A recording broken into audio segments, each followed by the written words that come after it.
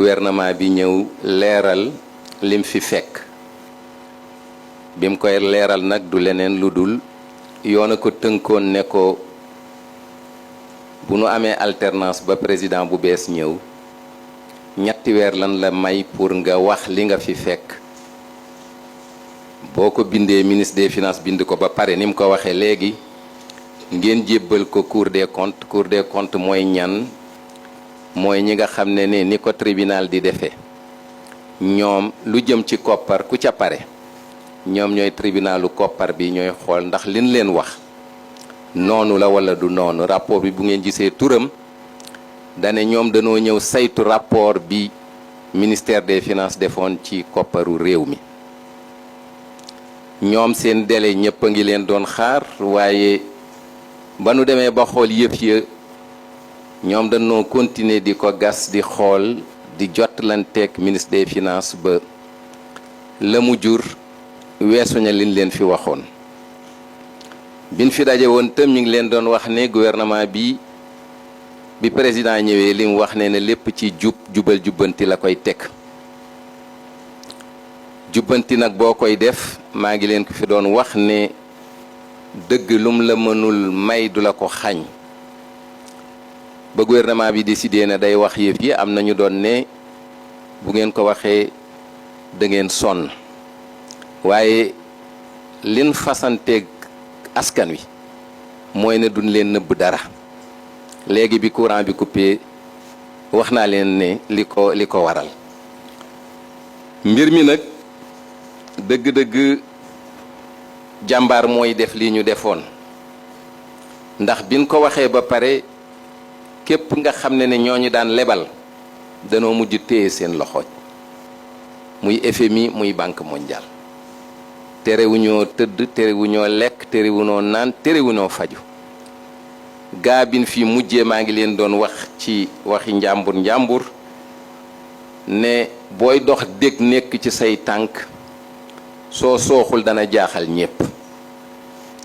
kon nag ñun bi ñuy wax ak yéen dañ leen waxoon ne li dëkk bi di dundee ñu wax ñu ko dañ ne koppar bi ñu dajale woon pour di ci dund at mu ne 2023 dañ ne woon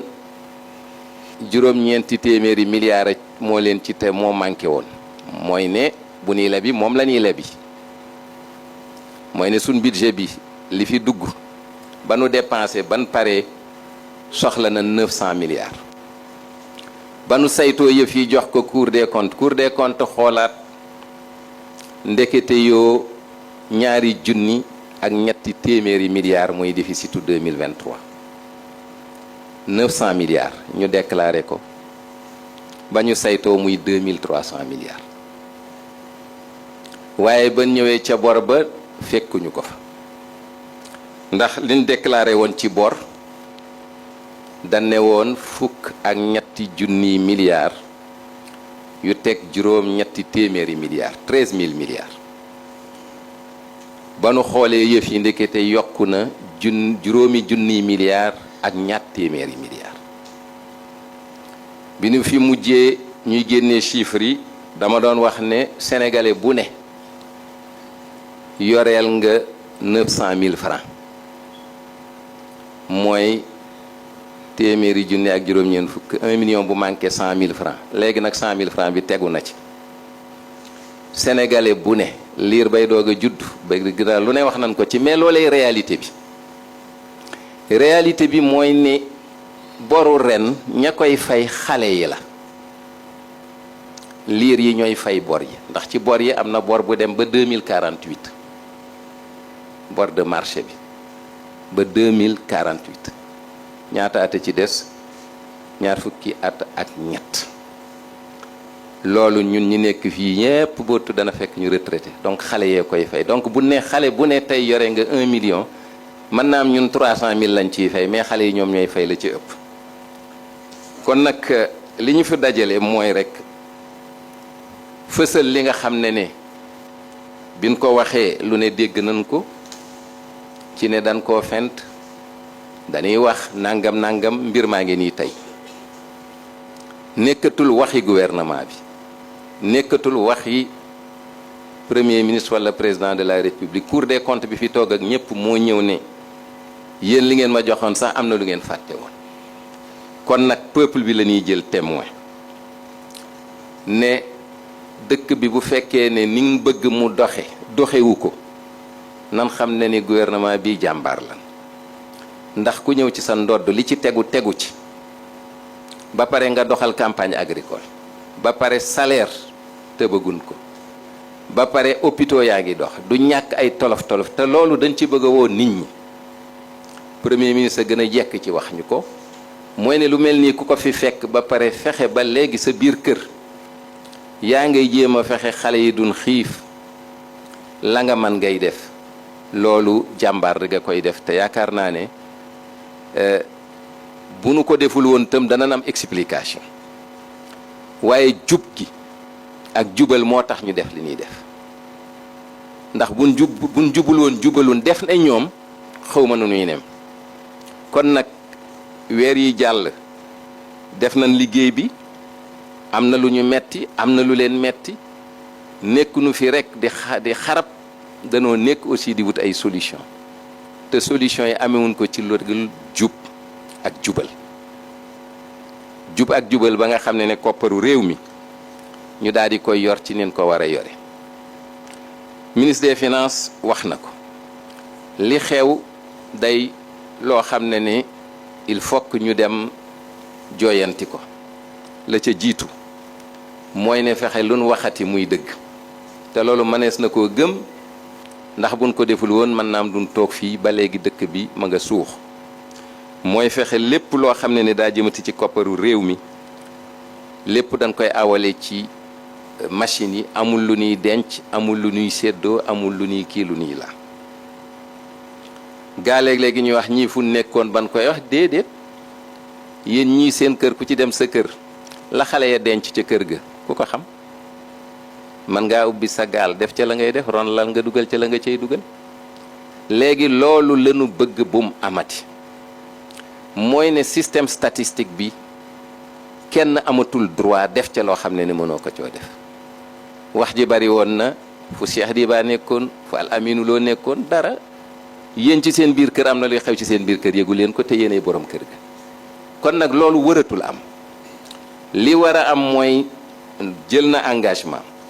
ne lépp lu jëm ci qualité comptable information financière amatul dara lu ci kenn di nëbb te loolu bu ko waxee ñu gëm ko ndax lu toll fukki weer ngi nii ñuy doxal te loolu yaakaar naa kenn ñemeetu ko fi ñaareel ba wax na ci bor yi il faut que ñu dellu ci yoon kayit yaa ngi fi dañ koo respecté wul rek mooy ne bor da ngay dem assemblée mu ne la ren lebal fukki milliards nga awale ko fa nga ko war a awale leb la nga war a leb dugal ko ci compte banque centrale fukki milliards yi du dem feneen soo demee ba àdduna dox ba fukki milliards yi nga soxlawaat leneen da ngay def loi finance rectificative da ngay delluwaat te gouvernement ca parlement bi assemblée nationale ña fa toogal askan wi toogal leen fa ñooñu la ñuy ne ñun day fukki milliards lañ bëggoon a leb waaye léegi am na lu ñu dab lu mel ne am na dëkk boo xam ne am na président bu bees ma ngi fay def loo xam ne pétrole baa ngi yokk ak nangam ñu dem bu ñuy lebaat ne assemblée nationale danoo bëgg a lebaat ñu ne yokk leen ñaari milliards ñu yokk leen ñaari milliards leb ko loolu dañ cay dellu bañ rek ku ci ne yor fooy gérer sa dette te bu tolluwul ci lu dul compter ko banque centrale nga tuur ko lëndëm FMI banque mondiale banque islamique de développement loolu yomb na mënoon nañ koy def de kenn du gis dara waaye nag bu boobaa danañ wor askan wi ndax ci jubal jubbanti lañ bëgg a doxal ñetteel bi mu ne système collecte information yi mooy fan yi jëlee xibaar yi nga xam ne mooy tax ñu ne lii noonu la nee na loolu itam danañ fexe ba bu ko assemblée bëggee xool dana ko mën a xool képp ku ko bëgg a xool dana ko mën a gis ci gàttal ministre des finances mii toog jël na engagement ne bi mu toogee ba léegi loolay doon liggéeyam mooy ne gis nan loo xam ne teg nañ ci baaraam biñ ci tegee baaraam seet nañ nan la ñuy fexe ba fépp fu ñu di foon foo xam ne lu dul woon noonu la corriger nañ ko waaye def ko neex na lool bind ko léegi ci këyit yóbbu ko fi ñu ko war a yóbbu mu nekk décret wala mu nekk loi ñu fexe aussi que agent bu ne xam na ne boo ëllëgatee lu mel noonu bu awee ci say loxo am nga droit ñëw dénoncer ko yaakaar naa ne lanceur d'alerte yi président de la république wax loolu lay signifier mooy ne képp ku gisati ne réew mi ñu ngi fiy def loo xam ne du noonu nga man koo wax jël na engagement daal ne dërëm bu nu dugalati ne lii la ñuy dépenser danañ ko awal ci yoon. Et bi mu paree ministre de l'économie, du plan et de la coopération moom moo wax ñoom ñaar lan moo leen wutale kii moo yore koppar yi mooy ministre des finances waaye ki nga xam ne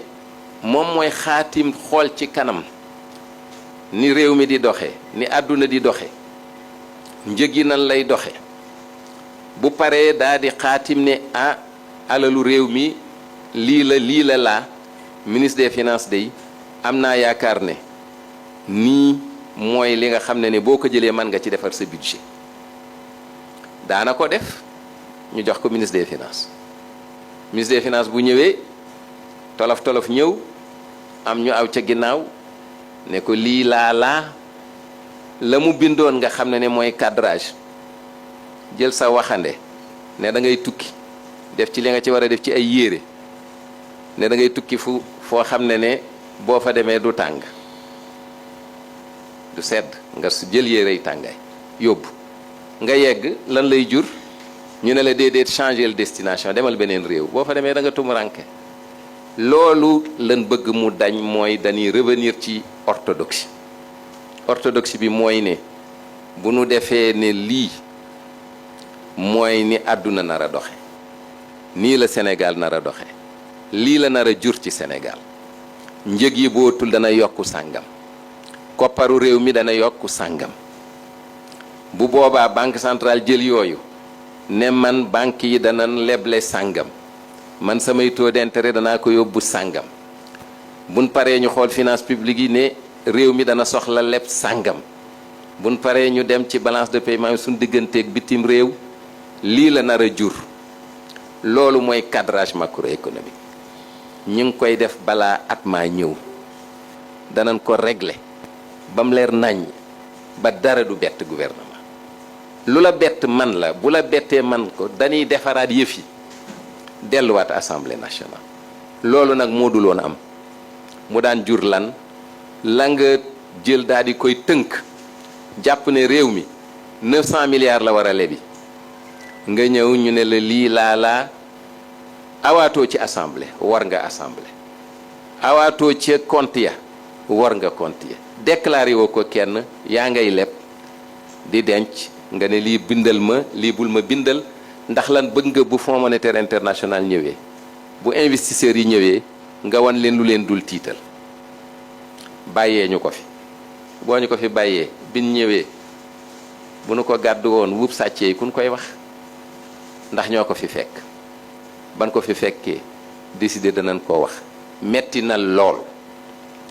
waaye lim ñu jural ñoom ñii ñooy ànd d'habitude di dem Washington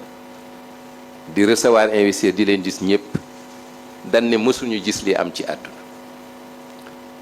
état yu bari dañuy làq seeni njuume la ñuy def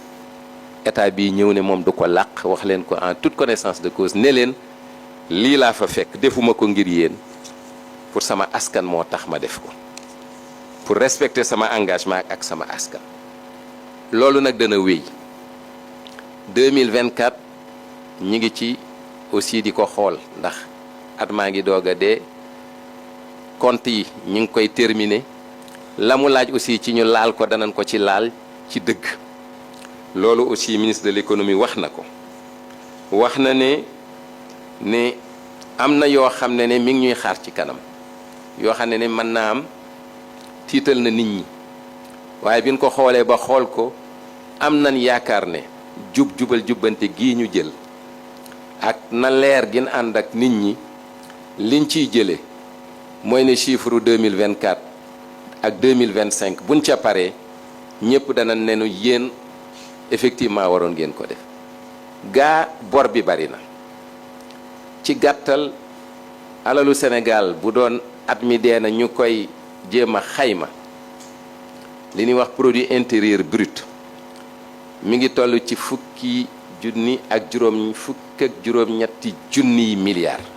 18 000 milliards moom lañ wax ne Sénégal moom la alalam di yokk at mu ne 18 000 milliards ñun tey leb nañ 18 000 milliards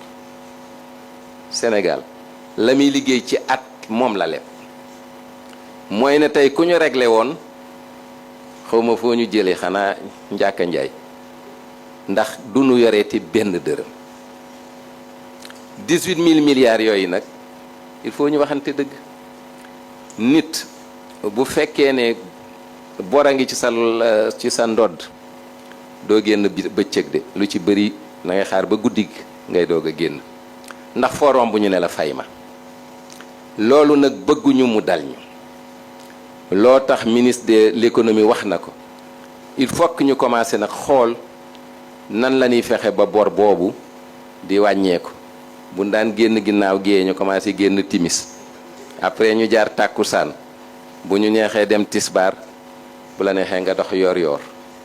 loolu leen bëgg a yóbbu Sénégalais yi li mu laaj nag am na ay ajustement mooy lan ministre des finances wax na ko il faut que koppar giy dugg ci keesu état bi yokku te loolu maa ngi koy wax fu ma toll nit ñi waroon nañ xam ne ku ci ne war nga fay l'impôt te l'impôt kenn du ko jël si yaa koy yóbbu loolu il faut que Sénégalais yi xam ne 18 000 milliards ku ko yorey bor di génn guddi laaj na yow sa wàll bopp nga xool lan nga war a mën a def ba ñuy bañ a génn te di làqatu kenn loolu day loo xam ne responsabilité individuelle u Sénégalais yi la ñaareel ba mooy sunuy dépense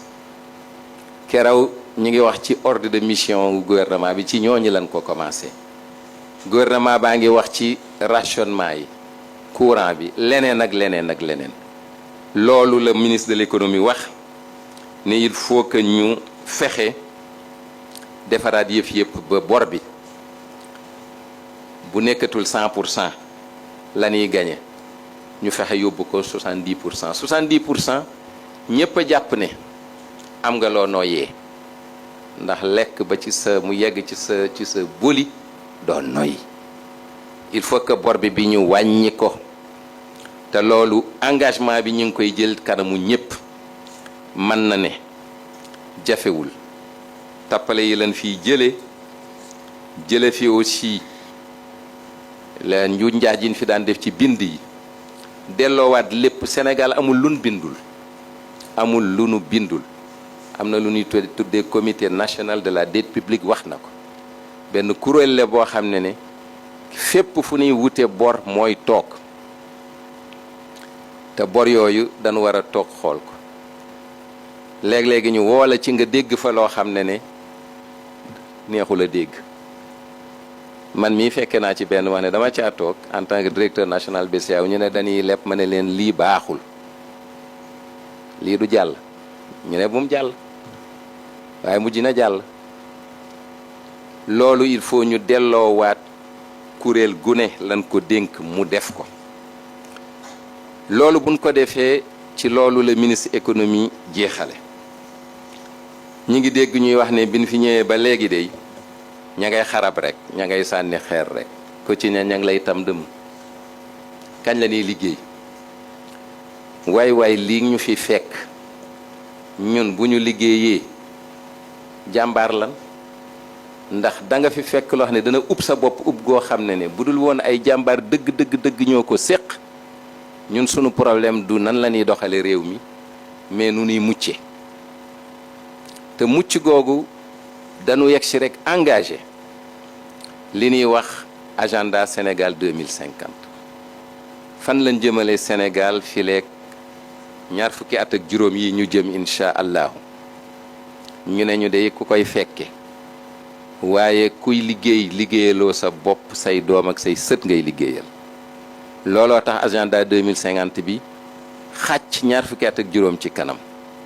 ba pare def ko pàcc fukki at ak juróomi at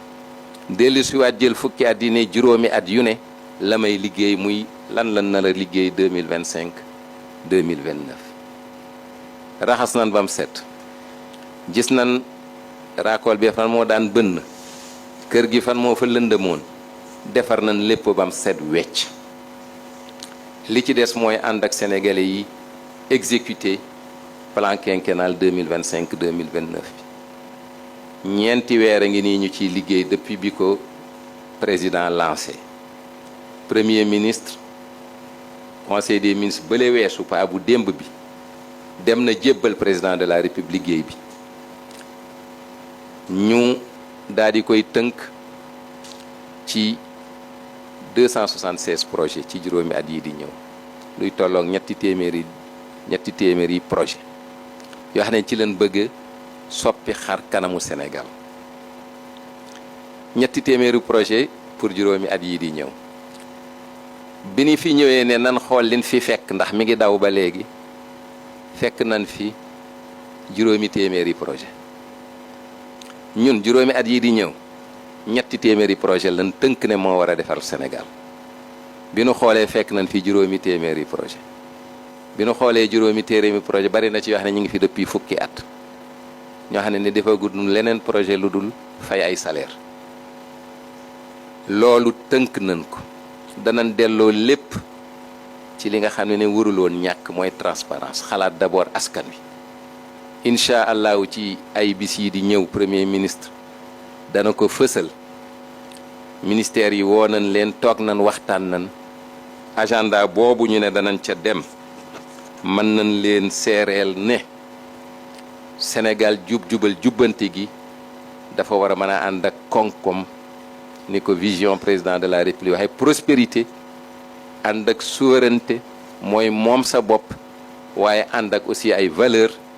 mooy ne lii fi xewoon nga xam ne kenn xamul noo koy tudde du fi amati ndax jom lan ñu jàngal jàpp sa njàmbur bañ a laal loo moom alalu mbooloo la loolu nag ci loolu la ñu bëggee tënke prochain plan bii ñu jëm te am nañ yaakaar ne incha allah bu ci Sénégalais yi jàppee nongu ne du ñàkk mu am ay sacrifice yu ñu leen laaj ndax bu leen fàtte ne tayele nan lépp loo xam ne ñu ngi koy liggéey ci at tayele nan ko ci ay bor wasalaamualeykum wa rahmatullahi wa barakatu. jërëjëf sëriñ Ahmadou Al Aminou Lo ci kaddu yu leer yooyu nga fi rotal di gërëmit ministre yi nga xam ne jot nañ fee rotal kaddu